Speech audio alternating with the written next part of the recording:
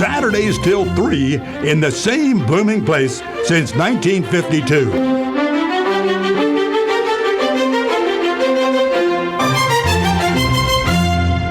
Broadcasting from the Paddock Mall Studios, this is WOCA, Ocala, Gainesville, The Villages, 1370 AM, 96.3 FM, The Source.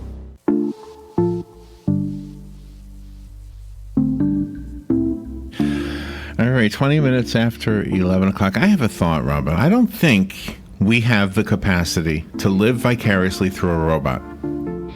That's my thought. Because I was just looking at the book, First on the Moon, right? Yeah. And this is when 50 years ago, about a month from now, right? 50 years ago, there was a guy named Neil Armstrong walking on the moon, right? Who was the second guy? I always forget. Buzz Aldrin. Buzz Aldrin was the second guy? Yeah. Yep. Right. So, but see, when that happened... And then Michael Collins up in space. You look at you. Wow. So you can live vicariously through people. But like we have this robot up on Mars. Like there was a story this morning that I guess they did a survey on the Associated Press. Do we want to send people to the moon or should we just send robots? I don't know. There's something exciting about a human being up there because even though it won't be me, I doubt it. Can you imagine if it was me? I'd mess up. Mm-hmm. I'd probably die. Rod Pyle is on the phone. This is an amazing book. It's called First on the Moon, the Apollo 11 50th Anniversary Experience. Rod is an acclaimed science writer. He writes for the NASA Jet Propulsion Laboratory, Robin. I know. He's amazing. Oh, my gosh. He's the host of Cool Space News. It's a podcast on iHeartRadio. Okay, I'm going to download that one. I already downloaded a Houston, we've got a podcast. Oh, okay. That's my podcast from NASA. Rod Pyle, good morning, Rod. It's an honor to have you on our show. Thank you. Thanks for having me. Oh, where are you calling from? Alhambra, California, about 5 miles away from JPL. Oh, okay. Oh, my. You've got the second coolest job in the world. The first coolest is being an astronaut. You got the second coolest, right? Yeah, and as a kid, like so many of us, I wanted to be an astronaut, but between my, let's just say physically, I'm not really astronaut tough. And they got to be really smart people, and more important than any of those things, they have to not mind being locked in very small areas, and that's just not for me. I thought that too. Yeah. I went on one of those. I went on a virtual roller coaster one time, and I know that it was horrible. It was horrible. Yeah, it was not good. Yeah, I sat in a space capsule once, and they closed the door, and about 8 seconds later, I broke into a cold sweat, and I thought, I got to get out of here. So that was a very instructive experience. Oh, my. So I don't want to be too personal, but I'm old enough to remember this amazing date. Let's see, 50 years ago, I would have been 14. I was looking up at the sky and saying to myself, there's a guy up there. Yeah, and I'm just a couple years younger than you, and I remember actually dragging out my little 2-inch refractor telescope and trying to look at the moon to see if I could see the plume of their rocket as they landed. Right, it's obviously Yeah, it's not going to happen, but I had to try. Yeah, there was a guy in my neighborhood with binoculars, and we really thought, well, maybe you'll see something. Who knows? We didn't know what you would see, right?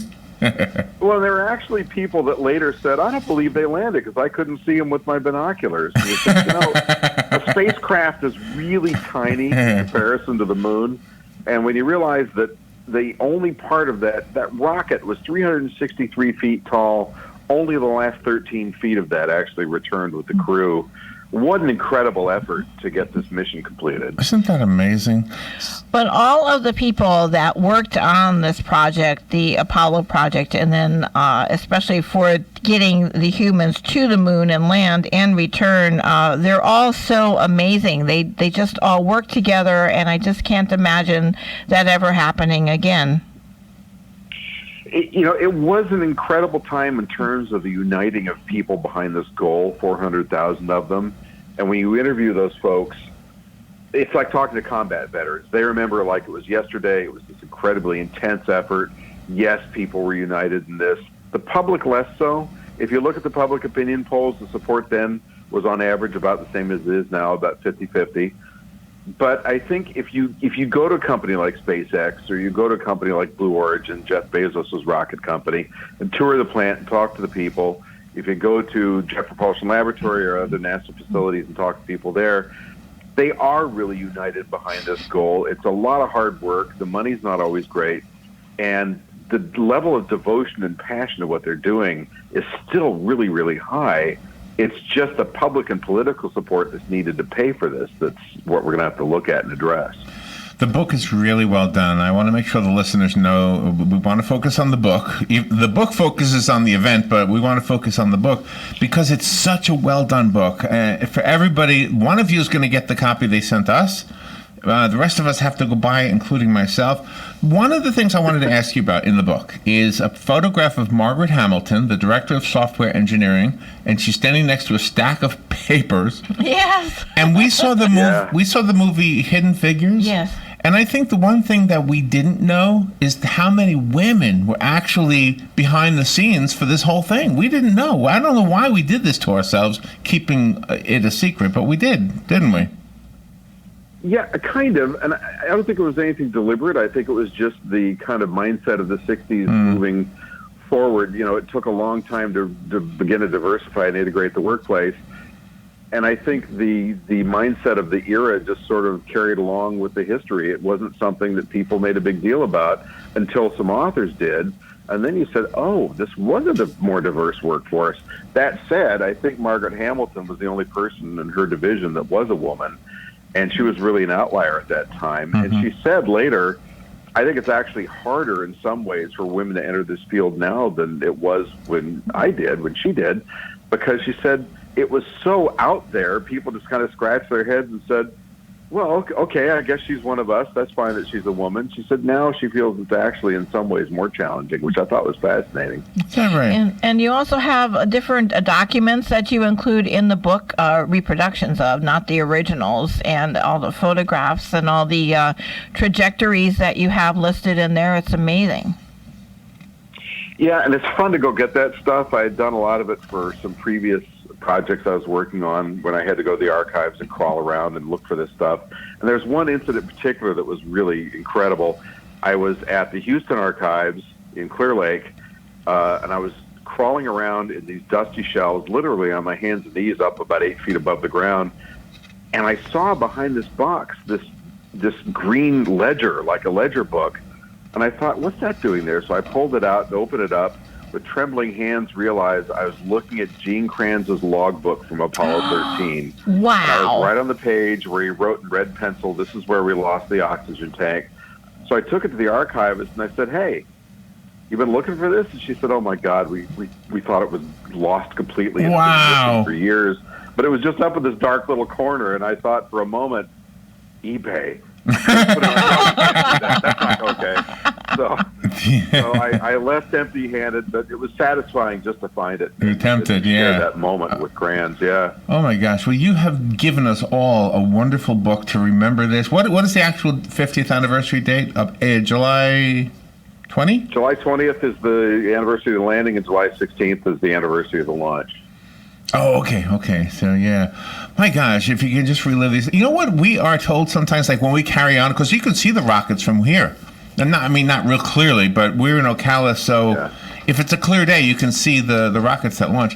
And so we always make a big deal out of it. And because we're 64 years old, some of the younger people in radio, they'll go, I don't know why you make such a big deal. Because it's always been a big deal for us, rockets, right? Yeah, and you know, the shuttle program went on for much longer than Apollo did, and it got to be kind of routine, even though it wasn't in terms of safety and so forth. But, you know, I think it did generate less excitement, less buzz than Apollo did, just because it became fairly routine. We've got this incredible space station going overhead every 90 minutes with 6 people in it. Isn't that amazing? Yeah. That doesn't even make the news anymore. So, yeah, it's hard to get people as excited as they were in the 60s. All right, I promised the book to our listeners, so this is the time. Call 622-9622. I will pick one caller at random, and it will be yours. The rest of us have to go buy it. I found it on Amazon. Do you have a different website you'd like to recommend? Amazon, Barnes & Noble, and if you want more info on it, you can go to my website, which is pylebooks.com. That's Pyle books.com. Okay, Rod Pyle, Pyle. Thank you so much for being on the show with us today. I will take the call after we say goodbye to Rod because he's got another interview to do. Thank you, Rod. Thanks for having me. All right, we will be right back. Don't give up trying to call. I'm going to answer the phone in a second.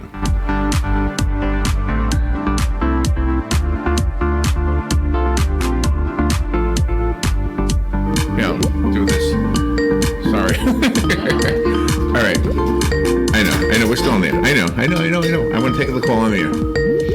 Oh my gosh, everybody wants the book, Robin. I'll just pick one at random. Okay, good morning. You've got the book. Who's this? This is Susan. Susan. Okay, do you know where we are? I do. Okay, you've got it. You're going to like this one.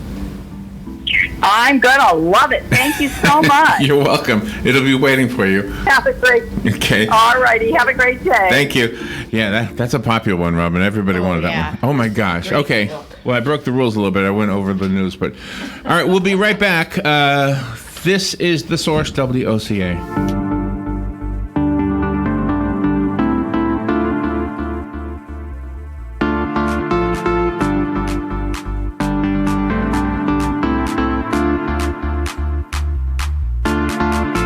Broadcasting from the Paddock Mall Studios, this is WOCA, Ocala, Gainesville, The Villages, 1370 AM, 96.3 FM, The Source. The College of Central Florida is committed to being your first choice for quality higher education.